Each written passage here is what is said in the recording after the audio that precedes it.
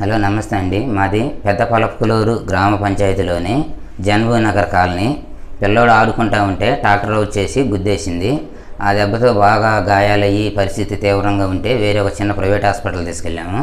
కానీ అక్కడ వాళ్ళు మా వల్ల కాదు అన్నారు. అక్కడి నుంచి వచ్చేసి రమేష్ హాస్పిటల్లో జాయిన్ చేశాము. కానీ జాయిన్ అయిన స్టార్టింగ్లో అందరూ ఇక్కడ చాలా ఖర్చు అయిపోయింది, మీరు తట్టుకోలేరు అన్నారు.